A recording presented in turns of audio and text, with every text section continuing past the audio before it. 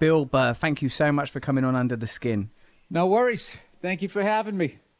I admire you. I'll tell you at the beginning, so that it creates a convivial atmosphere, the equivalent of a dog showing its underbelly, but potentially its genitalia also, that I admire you. I think you're a fantastic comedian. I enjoy you very much. Does that put you at your ease, or do you don't like compliments? Well, I'll show you my belly too. And genitalia. I'm a huge fan of yours.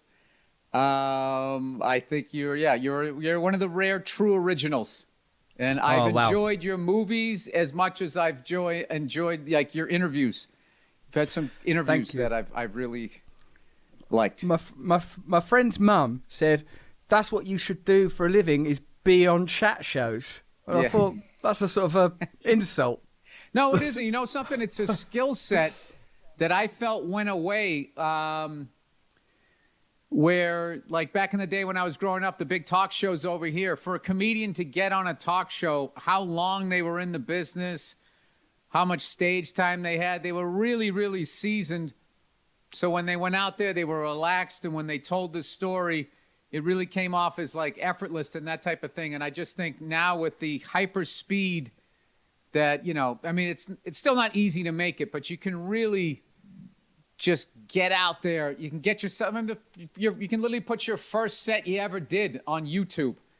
And theoretically, the entire world can see it. So, I feel like doing panel is what we call it over here. I don't want you being on the couch is sort of a lost art, where I feel like the hosts have to work a lot more. Where back in the day, they could have somebody seasoned and they could sort of nudge them towards funnier areas, you know, because it's always the job of the host, obviously. But now I just feel like they have to, you know, I always feel bad, you know, when I see a talk show host and they get like a guest that comes out that's not on, or they're just a dud, or they can't tell his story. And you just see like, you know, the heavy lifting that the host has to do. So it's cool when you come on, because, you know, the host's going to get to chill and kind of become part of the crowd.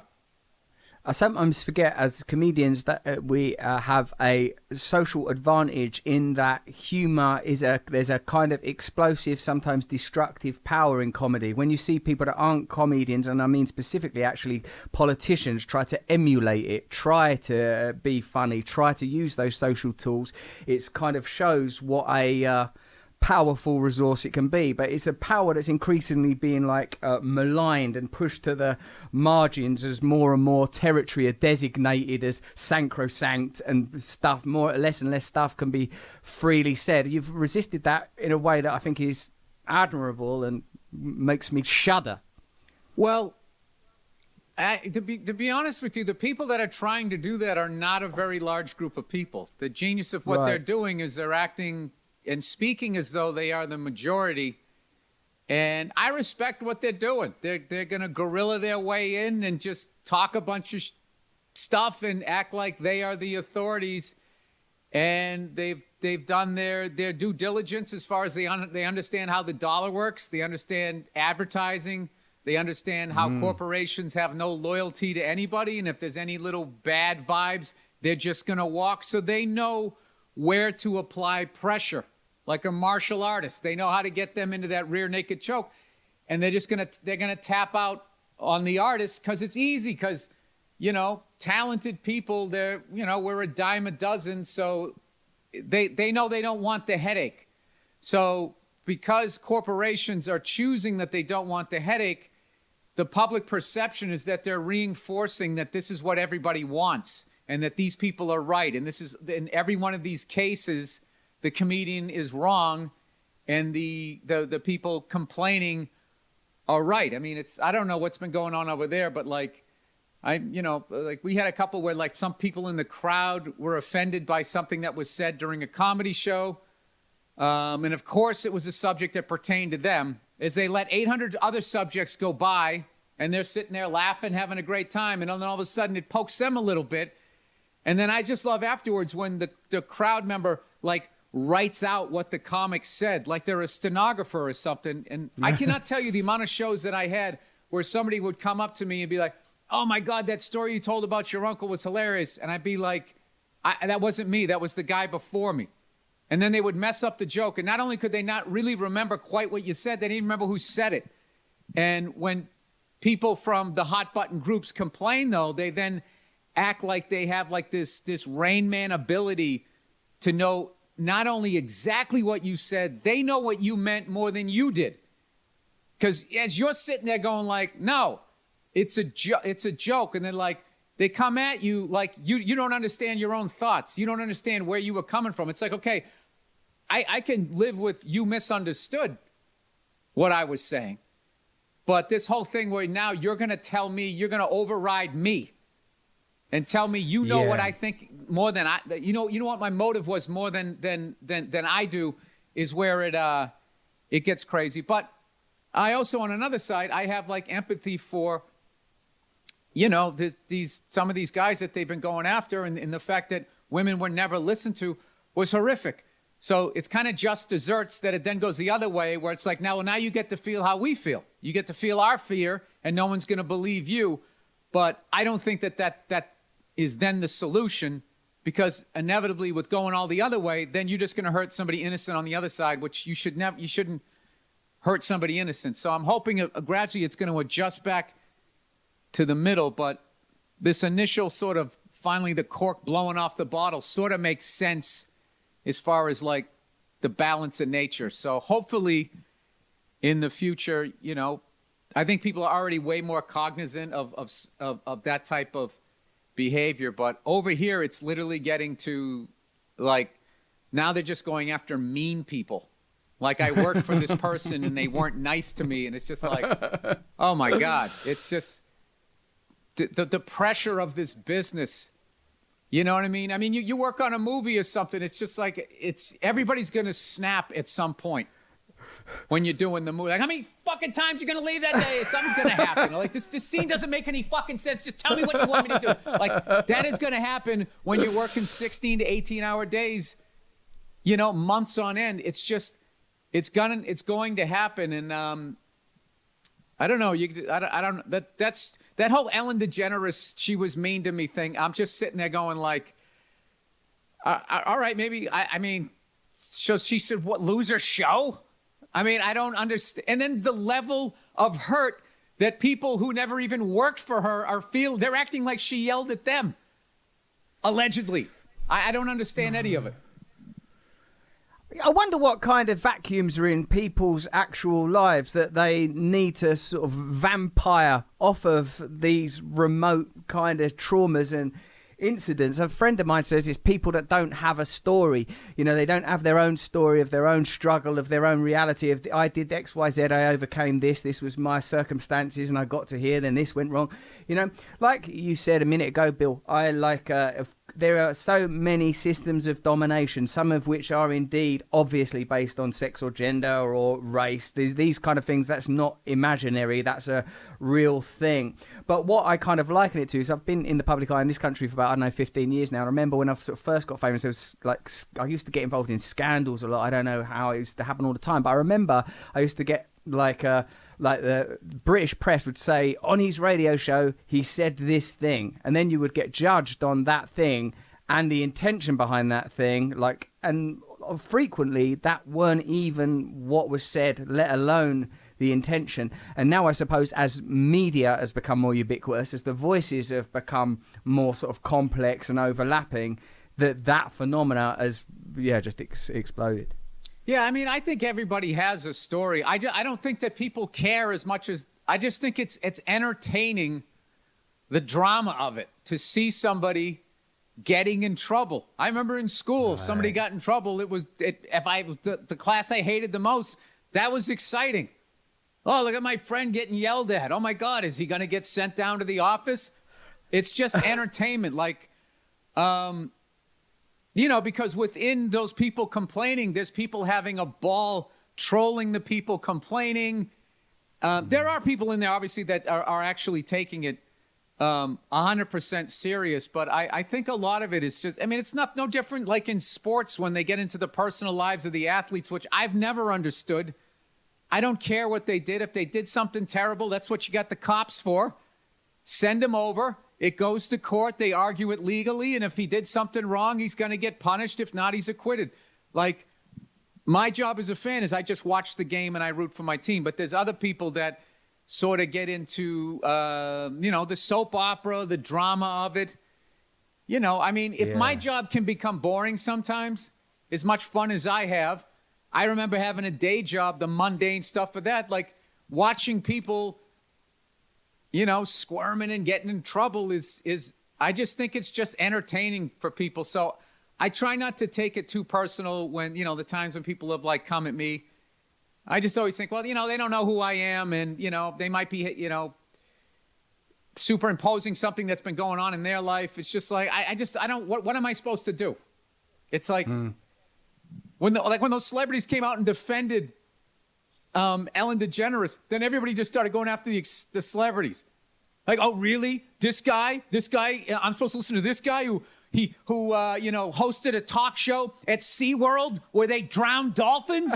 And you're just like, Jesus Christ. And so, not to mention, we're also, I think, going a little stir crazy here with this pandemic stuff. And I don't know how it's working out over there, but it somehow was politicized over here.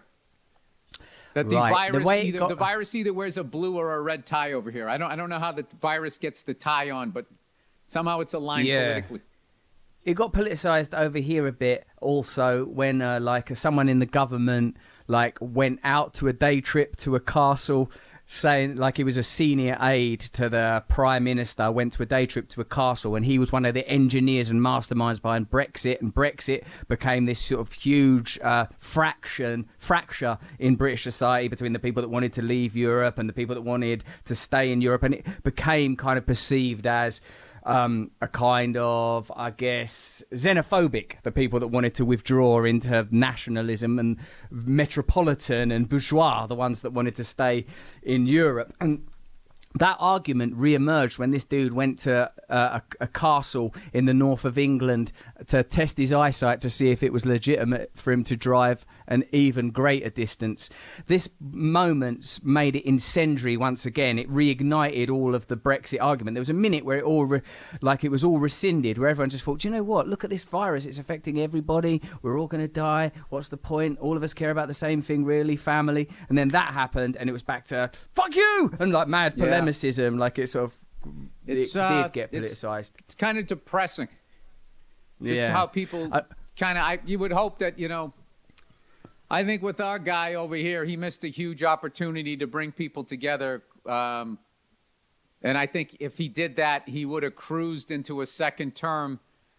And now instead of being, in a fight right now. So, I think, I don't know, I really think over here the downfall of a lot of just polite discourse was the ownership of media got deregulated, and then you just opened the door for somebody with billions of dollars that could buy up as much media as they wanted, and we basically have two voices now, and that are just complete polar opposites on everything.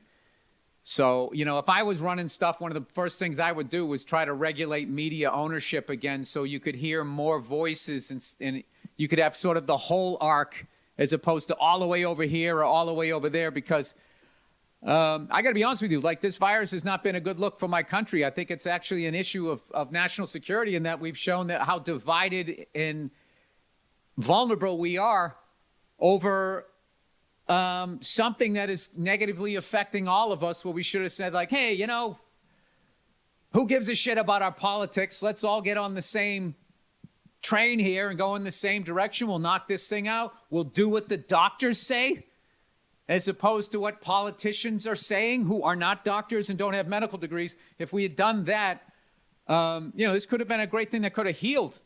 As much as it's, killing people, it could have actually healed people that survived it. And instead, it's really driving this wedge. But I don't know. I'm an optimist, because I suffer from depressive thoughts. So I can't go in. I have to always be like, no. The guy in the red state and the dude in the blue state, they eventually we're going to come together and realize, hey, this is a beautiful nation with enough room for everybody. You have to think that way. Or else you go nuts. I'm an optimist. Mine comes from a sort of spiritual zeal that's come about from getting in recovery. I'm a recovery from drugs and alcohol person. And that sort of led me into spirituality, and that in itself has led into sort of a kind of almost not religious because it's not drawn from any doctrine, but a kind of a spiritual zeal that the only way we can be saved is by overcoming our own ego, our own neurosis, and if enough people do that, then surely we will realise a kind of utopia. That's become my kind of thing. And I've heard you allude to, and indeed directly discuss, sort of therapy sometimes, Bill, and just then you said you suffer from the old depressive thoughts. Yeah, like negative thought. And I sort of wallowed in it for a long time because that was normal. And I don't know what happened. I just slowly got out of it. I think when I realized that I had power, that I was in control. Like, I didn't have to, like, you know, when you come into this business, it's just your hat in hand, and I'll do anything. I'll wash dishes. I'll drive 10 states, and I'll give you gas money for it. And you just, and, you know, you suck and you bomb, and you don't know if you're good and all that, and then you're just so thankful to get anything. The late, great Patrice O'Neill told me a long time, he goes, you got to put self-worth on what it is that you're doing, because the club is doing you a favor in the beginning. But then after a while, once you get good, you're now paying them back by having good shows. And then there becomes the break even. Like, I sucked for 8 months. Then I got good, and now I've been good for a couple of years. So we're even now. So, and I'm a professional opener. I'm a professional feature actor, middle act. So I should be compensated and with a fair amount of money. And then I just sort of like, you know, the first probably half of my career, I was trying to be on the other side of the table thinking, what do they want? You know, what's the look? What am I supposed to be talking about? How do I smooth the edges of my act to make it worthy of getting a sitcom? Because that seemed like the only porthole in for comedians. And it wasn't until around 99, 2000 where I just left LA and just said, you know what? I got in this business to learn how to become a stand-up. I'm going back to New York. You know, I didn't have a manager. I didn't have an agent. And I just said, to hell with it. I'm just going to go back there, and I'm just going to try to become the best comedian I can. And whatever I'm supposed to get, I'm going to get. But, you know, if I'm going to, you know, fall on a sword, it's going to be the one that I choose. And it was the weirdest thing. Once I stopped caring, people seemed to start caring about what I was doing, because I didn't care in a good way. So I was having fun, and I was excited, and I was trying stuff out. And I think that became sort of this new contagious thought in my head. And without me noticing, I just sort of went from the negative side over to the positive side, to now I am like hypersensitive when I get around people that have like that vibe. And I'll try to help them out. Like, hey, you can't think that way. Don't say that out loud, but blah, blah, blah. But then there becomes that exhaustive point where it's like, dude, I mean, I'm trying to dig you out of the hole, and you're face down in it every day, digging it deeper. It's like, this is exhausting. I can't do this. So then, you know, out of self-preservation, I get away from that because I know I'm susceptible to that. So I don't have like that clinical stuff. I just had a bunch of things that happened to me when I was really young that I can look back now and laugh, but when I was a little kid, that was my whole world. So it was this massive thing that was sitting on me that was only this big. So I kind of, took me half a century to undo all of that. And, you know, so I got that issue, I think, a little bit under control, but then, you know, I got another 1,000 I have to work on. I'm definitely going to run out of time before I get through all my issues. I like that. I like the way that you describe the discovery of your own creative voice and the ability to authentically trust yourself.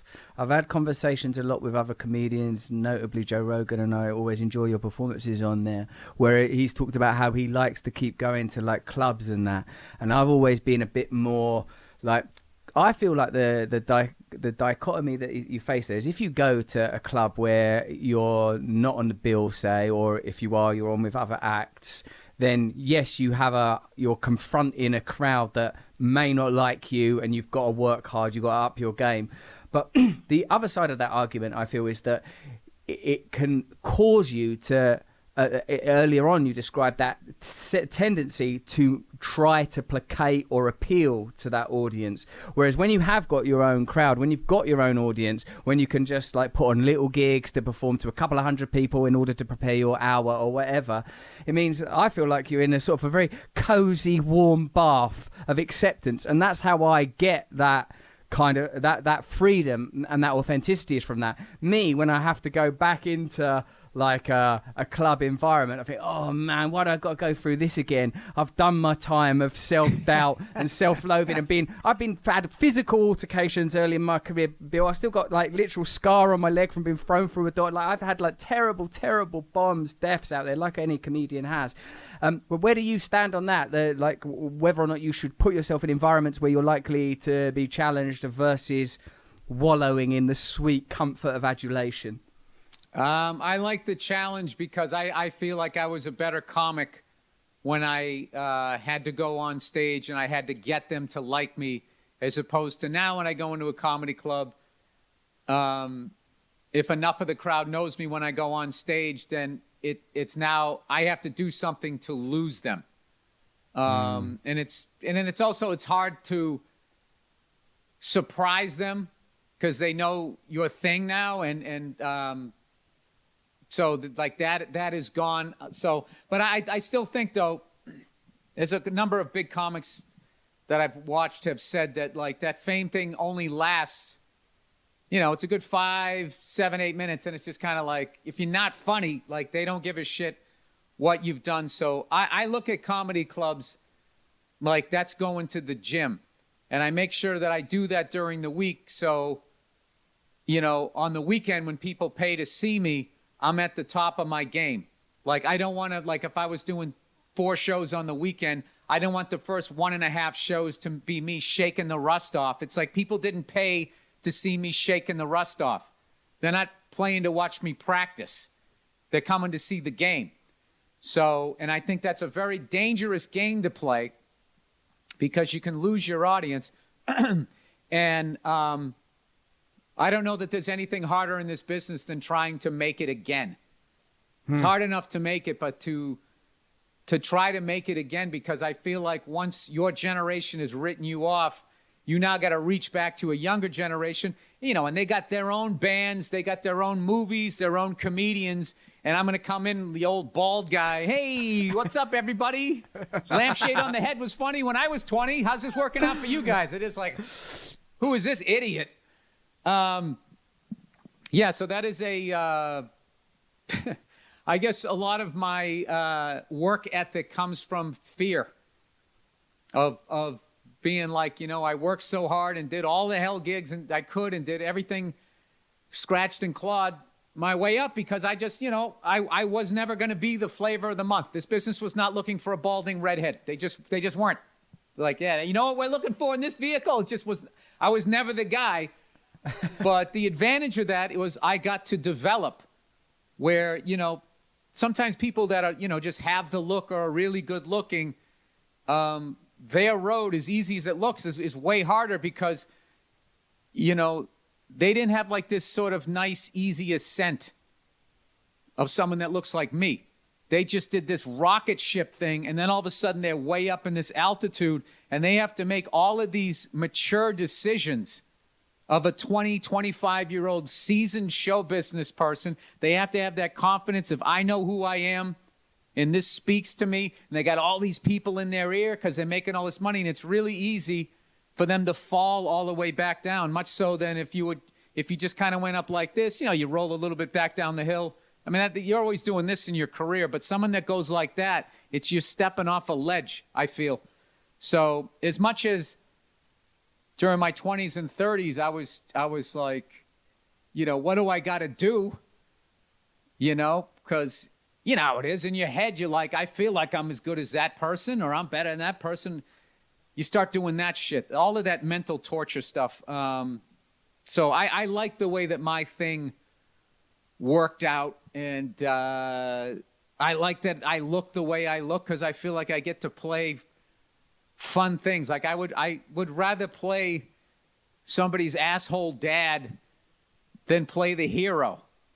You know what I mean? Being the vehicle that the story sort of moves around with. There's all these like really interesting characters that lead guy's kind of dealing with in a lot of movies. So, or maybe I'm just saying that because, you know, I don't have the Brad Pitt gene. You're saying this as if you sat there like the Elephant Man. You look like a chiseled Yul Brynner. You're growing into your looks marvelously. Although, you know, I've watched Chappelle's show. I've seen that it's been a journey for you to arrive at that face. Yeah, looking halfway decent has been a good 52-year journey for me. I mean, what does it say about your looks when you've hit your pinnacle at 52? But like at 18 and 20, 22, the prime of your sort of, you know, I mean, I go back and I look at pictures of me. Like we're doing a documentary about Patrice O'Neal, so I had to go through, you know, and find old photos. And I'm so old that they're like prints, so I'm trying to figure out how to scan them and all of that. And I went back and I just was looking. That was another thing, too, that got a little depressing. All the time that had gone by. You know, how young I was. Oh, look, I had a full head of hair. I had the world by the balls. Why? And I was knowing that I was in this depressive state, you know. And then I finally figure it out. Now I look like this. It's sort of like one of life's funny jokes or whatever. But, yeah. I mean, when you get to my age, when you go back, you know, you see a lot of dead people, which is not fun. I literally found out, I don't know when he died. I mean, he died the day before, but I lost a great friend of mine, Wayne Previty, one of my comedians I started out with, you know, just died suddenly. And just that's one of the bad things about getting older is you have to learn about grief, about that type of stuff and like what you have to do to sort of be able to get past it, you know, so I can talk about it on this thing, you know. Yeah. How are you coping with that?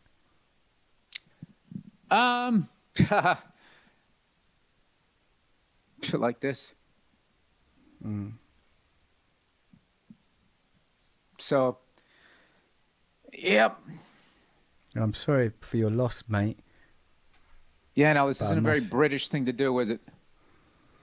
Have feelings. Well, so, yeah, this is how I deal with it. We discourage I just try to block it out. I deal with it, try to do it privately. Well, look, I was an admirer of Patrice. I never knew him, but I see him in Edinburgh.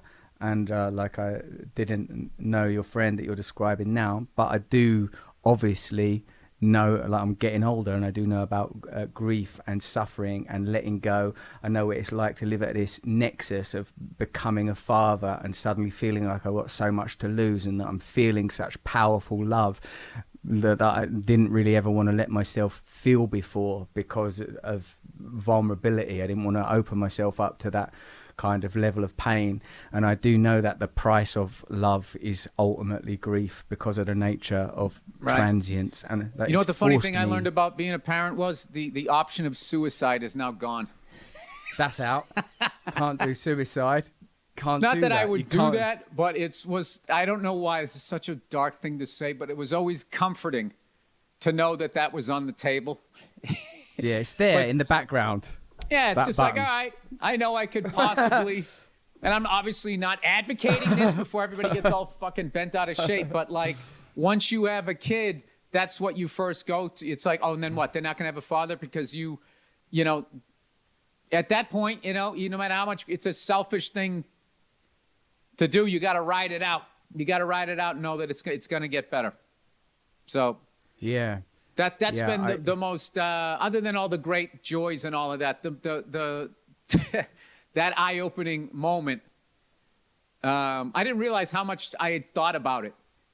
And sort of I did a joke about it a long time ago, and I for some reason opened my big mouth about Thanksgiving, how I was going to make a homemade pie. And I gotten off the road and I came back and my wife was like, "You going to make that pie?" And I was like, "Oh God." You know, because my crust game wasn't where it needed to be. So my first thought was I looked at this window and that was the joke. What if I just smashed my head through this window and bled out down the side of the apartment building? Was my first thought just about making a pie. So it was, And I really think a lot of those thoughts were just that running monologue in my head of I hate myself and blah, blah, blah, blah, blah. And what that really was I didn't hate myself. I was just upset with the choices I was making, because I was in a point in my life when I was doing what other people wanted me to do, because that's what I learned growing up with, like, I grew in a very angry, tough, rageful sort of place. So I learned, hey, do what you got to do to keep the other person happy, so maybe I can get through the next 15 minutes of my life. Becomes like this mindset, and you start making choices by what other people want rather than what you want. And then what that ends up creating is this monologue. I fucking hate myself. I hate myself. And I started thinking, like, why do I say that? And it took me forever to finally realize, oh, I don't like myself because I didn't want to do the X, Y, and Z. And then I started just doing what I wanted to do and telling people that, and then going through the hurt of them then being mad or not having a friendship anymore, and then just sitting back being like, oh, wow, so our friendship existed on the level of, as long as I did what you wanted me to do. What a waste of fucking time, other than the lesson I just learned. Our friendship was, because that's not a friendship. But when you're like that, it's weird. You attract those people into your lives. Like I always tell, some friends of mine that are really nice. I tell them, I go, be careful with your niceness. Like, make people earn it. Because if you're just nice, you're going to attract psychos. Because nice people are the only ones that are going to put up with their behavior. And that's why so many times you're going to see that in like a couple. We just see a totally toxic fucking person, and the other person's just a total mouse, male or female.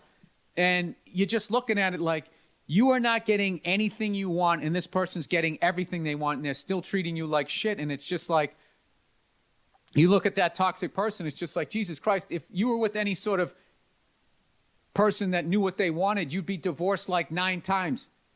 And instead, now you're in the middle of this 40-year relationship, and everybody's sitting there, wow, how do you do it?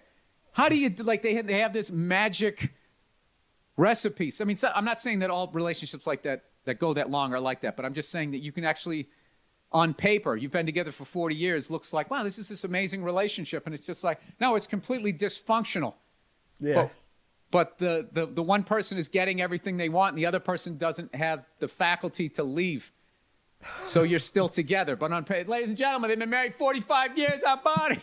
Get me out of here. I'm a hostage. Yeah. I see the corollary between sensitivity and intelligence when you talk about your early life, mate. It must have been hard for you in the environments that you're describing to have that kind of sense. I see the connection between sensitivity and intelligence. Intelligence being the ability to spot patterns, which is so important in comedy, to be able to make those kind of observations, to spot a pattern and then to make an observation about it. It's very interesting that the kind of crucible that your childhood has provided for you, I suppose, because you must have had to have incubated that kind of sensitivity and built strategies that are somewhat abrasive and brusque, and being able to cope in kind of harsh environments. And it's lovely because it's given you very beautiful inflection in your comedy. Your comedy has that sort of rasping, attacking, exasperated, often rageful kind of timbre, but evidently it's coming from a place of beauty and compassion and sensitivity, because anybody can Sometimes get on stage and rant and demonstrate anger, but it sounds hollow, and if there's not an intelligence behind it, if there's not a sensitivity, it's very interesting how that's been cultivated in you. Like in an art like stand-up comedy, it's impossible to extricate the personal, in a good stand-up comedian, impossible to extricate the biography from the performance. It ain't even like something like music where it is immediately more abstract or painting or whatever. In comedy, it's like it's got to be revelatory. It's got to be about coming from there, even if it don't literally seem like it. Seems to me like great. Like now the tendency for comics to speak more personally and more literally about biography is sort of, I don't know, I guess accepted. But even in people like, I guess, Seinfeld or George Carlin, where it's more commentary or observational, there is biography in them, isn't there? Like, there's still a revelation of that true, authentic self that you talked about. Yeah, I think if you just watch somebody at face value, you're not going to see what you're talking about. But if you actually, like, sort of collectively listen to the whole thing. Like, I always thought it was, like, I've said this a million times. I even told Jerry Seinfeld, I said this, I think we did Comedians in Cars, was when his show was on the air, like, everybody loved it, but they used to always say, it's a show about nothing. His act is about nothing. And it's like, no, it isn't. You're not listening to him. This guy has contempt for 90% of activities. He has no patience for people that are idiots. It's a really streamlined, hard-lined way that he believes you should live your life.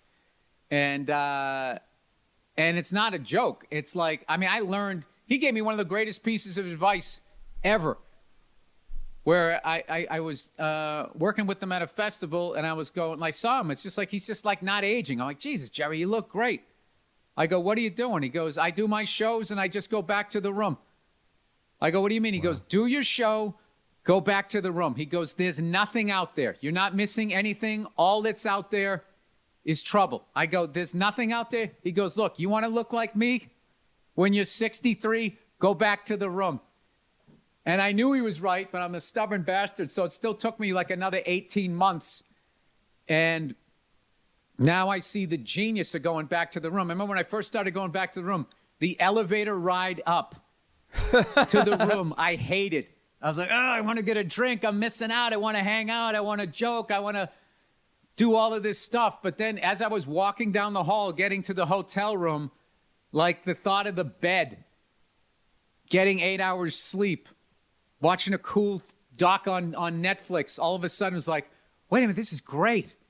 I'm not going to eat bad in the end and order room service because I'm hammered and I need something to fill up, all the alcohol that's swishing around in my stomach. And then all of a sudden I'm up at like 8:39 the next day. I'm going to the hotel gym, and like this whole other life on the road. It's like, oh wait, it can actually be like restful and relaxing. And then at the end of the day, I can get to do my dream, which is to go on stage and make people laugh. This is amazing. So I've been doing that since 2018.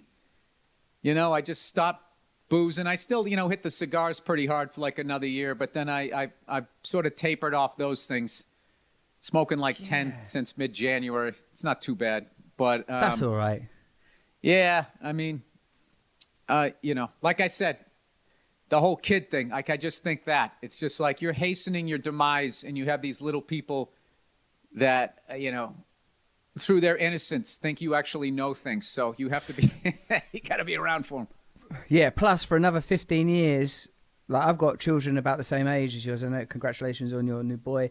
I've got like 2 kids. They're 3 and 2 years old. And like, and I'd like more kids. I love it. I want to have so many that no individual one of them has got the power to dominate my emotional life. By the end, I'm just number them. So like, I won't, because at the moment they got me. I'd do anything. I sometimes cry, like looking at them. They just pull love out of my heart. Like, destroyed me. I'm no longer an individual. I waited till late in life. I didn't get, married again. I got married once in my 30s, but I didn't get married to like this marriage I was 41. I'm 45 now. I've got these young kids, and. Yeah, it's a different space. It's a different space for me now. I always thought if you had a bunch of kids, it's just when they're under 10 and they still idolize you, it's like, would you even need to do stand-up anymore other than to, like, pay for all the, their lives and stuff? But you came home, it's like you had this crowd of people that's going to love you more than any crowd. It's like you'd come home to, like, your own talk show. Yeah. Like come into theme music and all the kids go crazy. Yeah, I don't know. I have a weird thing where I'm a big proponent of, like, I always think it's cool if somebody has a bunch of kids, but then there's also the population problem. So I don't know. Oh man, I think I I'm can't done it deal too. with that. I can't go like. I mean, listen, I'm as principled as they come when it comes to saying stuff, but when it comes to my actual life, I'm gonna do what I need to do. I'm creating that sitcom cast at home, that audience, that coterie. Yeah, I feel you, mate. I feel you. Have you been? What about meditation? Have you got into meditation? I was doing really well with it like 20 years ago. And I could get to that point where when I was just watching my breath, like just imagining my stomach going up and down, I could get to that mental state where all of a sudden my feet felt like they were 100 feet away. And I was floating. And it was amazing. Yeah, so I could get there. And then what happened was my brain, I got cocky. Going like, oh, I know how to do this. So then I would start to feel that feeling. Then my inner monologue would go, oh, here it comes. I'm going to feel like I'm start floating again. And then it would go away. And then meditation became this really frustrating thing. So unfortunately, I stopped. And then I was going to get into that, I almost said tantric, that transit, whatever. But then I just got so frustrated. They just wouldn't tell you how to do it. Somebody somehow owns it. And then you got to pay them to get my chant word. And I was like, fuck these guys. So don't get angry about the chant word. I know. And it is. And I know it would help me. So I know them people at the David Lynch Foundation. And I don't think they're going to charge you. I think they come and they teach you and your missus, and God knows she must need it, to meditate as a couple. They give you the chant word or mantra as it's elsewise known. Sometimes. Right. I reckon you should get back into it. I know that moment, though. I know that moment of thinking, hold on a minute, it's coming. I'm transcending. I'm the new Jesus. I'm definitely going to bring about, oh, shit, fuck, I'm back in my ego. Yes. Yeah, or whatever that is. Oh, it's nice to know that somebody else has that. So I can, how I used to do it was I used to listen to the second side of that Jane's Addiction album, the Ritual album, that would start off with 3 days. And it was sort of like intense. That 3 days is a really intense song. But then the way that it's a masterpiece of an album, the whole crescendo of that album. So I would sort of pick it up. I felt like the apex of the album, which was sort of like my day. I got to do this. And that's sort of where my mind was. And I would just sort of be listening to the music and just concentrating on my breath. And the music would sort of fade in the background. And then I think it was Then She Did, and then I forget the next one, but it was really like this amazing sort of like music. And then in the end, they actually, Perry Farrell says goodnight at the end of the album. So it was this perfect sort of almost like an airplane, perfect landing. And by then I would just be in like this meditative state, and I would drift off into sleep. And that was sort of my the way that I did it, as opposed to having like a mantra, however you say that word. And then I don't know. And then I kind of got away from that. Tried to do it in a chair. I remember I used to try to do it in a chair. My older brother knew that I was doing it. He would come in and start yelling. Just go, hey! Ah! Oh. And I would just sit there having to try and block him out. And that was the weirdest thing, coming out of that floating feeling and then getting immediately into a fist fight. It was just bizarre. It was bizarre. But I mean, that's kind of the dynamic of where I lived. You sort of had to do that. I mean, if that doesn't say Massachusetts, I got into a fight while meditating. So. I feel like there's a devotional aspect to all of us, that all of us are trying to find some essential and authentic self. That when you earlier on talked about having to curtail or not, at least not express your actual sensitivity, relationships that you felt required you to be someone that you weren't at your deepest essence, and how that led in turn to a kind of self-loathing. I feel like that in the way that, you know, talking about how Seinfeld's very natural devotion to stand-up comedy, and, you know, and the sort of monasticism of it, going straight to bed, not messing around. And I heard, did you hear it on that documentary about the making of that sitcom? He said that the reason that the show was so good is that him and Larry all they cared about was writing the show. They didn't give a fuck about egos. They didn't care about anything else. He goes, you've been on a film set. Half the time is spent with people someone's worried about having sex, someone's worried about ego, someone's worried about money, and they never did that.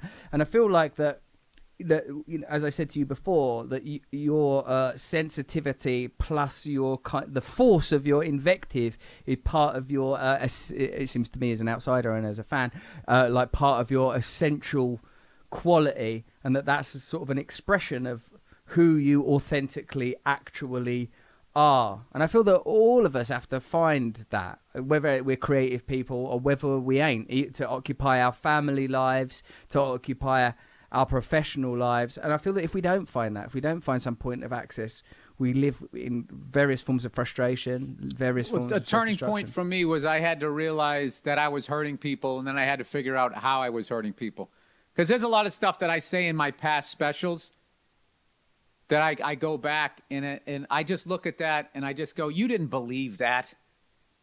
This is like some of the shit that I said about women, that was me. I was the complete opposite. I was a romantic. I wanted to be married. I wanted a family. And I just threw just stuff that happened to me, failures and all of that. It's that weird thing where you're pushing away what you actually want for something, like whatever that defect in the human brain is.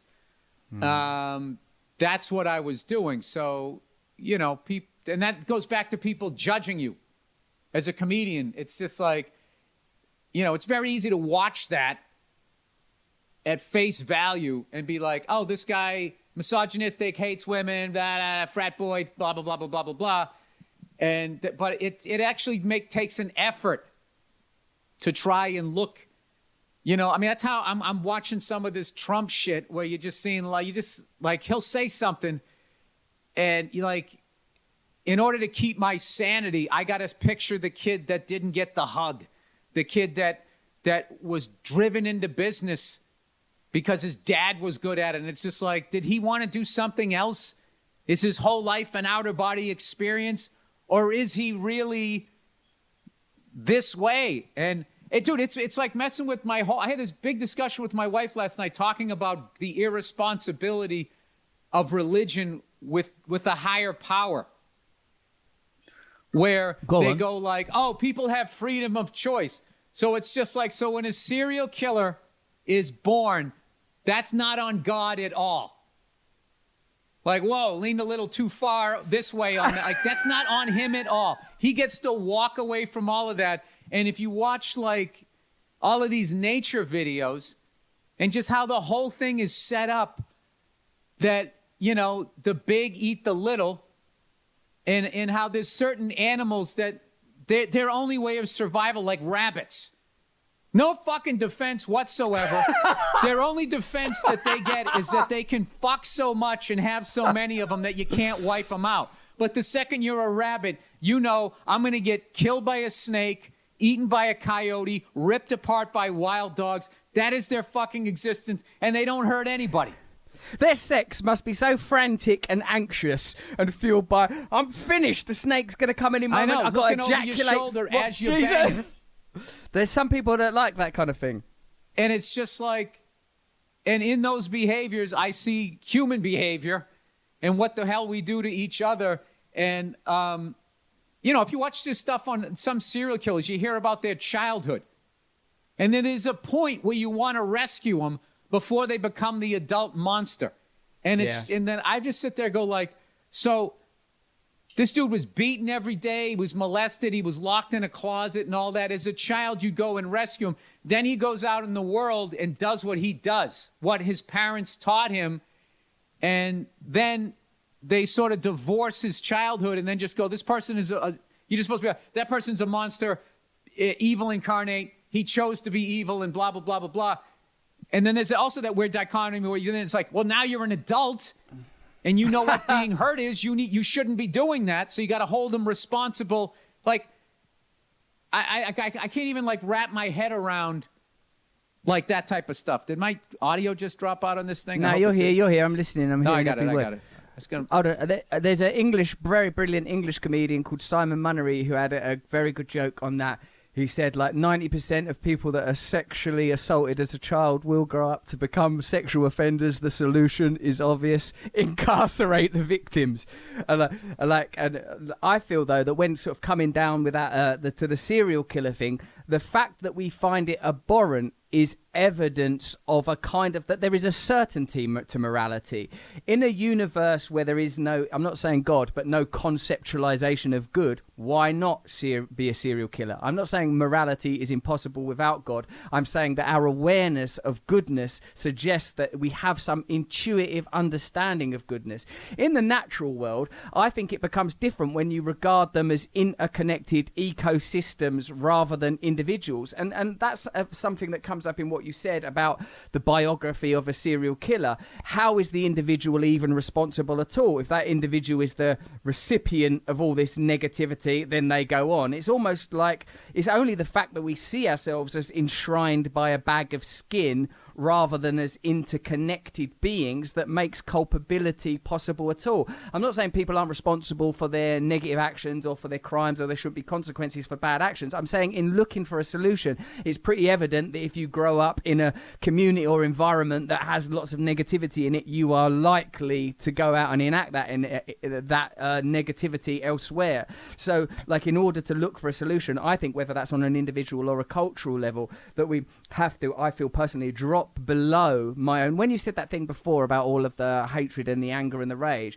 I feel, and like suicide, in fact, you know, I feel like we have to learn to drop below what we can, as we do in meditation, drop below the thing that you consider to be the self, this matrix of thoughts and ideas, which isn't really the self at all, according to a lot of meditative philosophy, but rather a kind of neurological static that's just taking place. And if you can learn to observe it and let it pass, you don't have to engage in the kind of actions of it. So like, I don't think of a serial killer as a life work, because I engage in the static.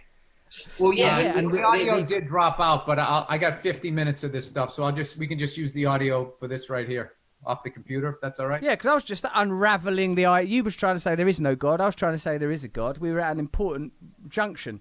He has to be he or she, it, they, whatever, has to be responsible for creating, the flawed human being. Yeah. Here's my deal. My deal is 35. Okay? By the time you're 35 years of age, you have to be looking at yourself as a flawed person, and you need to start trying, to undo what it is that you're doing. So my deal with the serial killer is, I'll give you all those people you killed up till 35. At 35, you got to be sitting there going, wait a minute, I'm repeating what has been happening to me or whatever. Obviously, serial killer is an extreme example. Or maybe I'm superimposing. Maybe 35 is too old. It's just because 35 is where I started to get it. That things you're saying, things that you're doing, the way you're behaving is not good, and you're hurting people, and you need to work on this, and you're recreating what you hated in your childhood, what you didn't want, this intense, angry environment. I mean, it took me till I was like 30 to even realize I was angry. That's how not in touch with whatever the hell I was doing was I don't know, was rolling around in my head or whatever. So that's for, yeah, of course. You're just going to pay you for a therapy session on this one. No way. It's amazing to talk to you. Although I was just about to... I'm a person who digs Jungian therapy and all that stuff around mythology, and I was thinking about, now that you are freed from the tyranny of poverty, and from the tyranny of being people that you are not, the hobbies that you found are drumming, with all of its percussion and rhythm and the basic sort of rhythms of life, and flying helicopters and the transcendent and the escapes. I can see the appetites that are in you that are reaching out into expression, as well as the brilliance of your art form. Hey, mate, are you doing this for some promotion? Do we need to promote either the Judd Apatow film or F is for Family?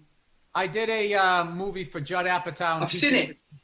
Yeah, King of Staten Island. So it's going to be available for digital download And, old school people, if you want to get it on Blu-ray, you can literally have a physical copy of it. They have all his deleted scenes, and there's a ton of improv that happened on that set, especially with a lot of the actors that I worked with that played the firemen. Was there? So were some of them real firemen? And what's it like doing stuff? I watched it. I really loved it. I loved your performance in it. I love Steve Buscemi. That must have been good working with him, was it? Oh, yeah. He was the best. And he also was a firefighter for a number of years before he became an actor. So other than people who were still on the job, there was like 4 people that were still on the job that we were acting with. Like, if they weren't available to look at, I would look at Steve because he still had all that muscle memory. Just the way he walked around the truck, the way he leaned on it and stuff. Like, this guy had been in a firehouse, you could tell. So, guys that work in firehouses are, generally speaking, are really funny. And they also are going to tell you if you came off looking like an actor or whatever. So I was definitely leaning on all of those guys to say, there's literally putting the ladder up on the side of the building. There's a way to do it. Oh, yeah. As opposed, so you don't look like 2 dads trying to get something out of the gutter. You know what I mean? You're supposed to look like a pro. It's the most efficient, safe way. You know how far away from the building it's supposed to be. And like, we ran through that half a dozen times before we shot it. And I think I was working with Raphael that day, and I just kept saying, am I doing it right? He's like, doing it right. You're doing it right. But they're also like super positive. So. Did you give yourself a good torturing for not having a proper job during that? Like, oh, I'm an actor. There are these firefighters. Who am I? I think it was, I'm kind of past that point in my career. I think if you're working 16 to 18 hours a day, I think you do have a job. But it was more, we visited the firehouse where Pete Davidson's dad served, literally the firehouse that he drove out of on 9/11 and never returned. And they had all this 9/11 memorabilia in the firehouse. And John Sorrentino, who worked at the firehouse during that time, also acted in the movie. He took us through the whole story, and he was just like, all right, he goes, enough time has passed where I think I can get through this story. And I just remembered listening to that, and then that was just that feeling of like, oh my God, like, how am I going to do this justice? And that, but I've also believed that's also why they adjusted the story to have Pete's dad die in a hotel fire, movie Pete's dad. So the weight of 9/11, in all of that, and plus, I think that people that want to revisit that awful day should do it on their own time rather than dumping it on them. You know what I mean? So I think it was a very, very smart move by Judd and Pete to take it out of there and focus more on the emotions of loss rather than the political ideology of that day and on the religious stuff and all the stuff that happened on that terrible day. So but it was amazing, and I got to work with incredible actors, Marissa Tomei.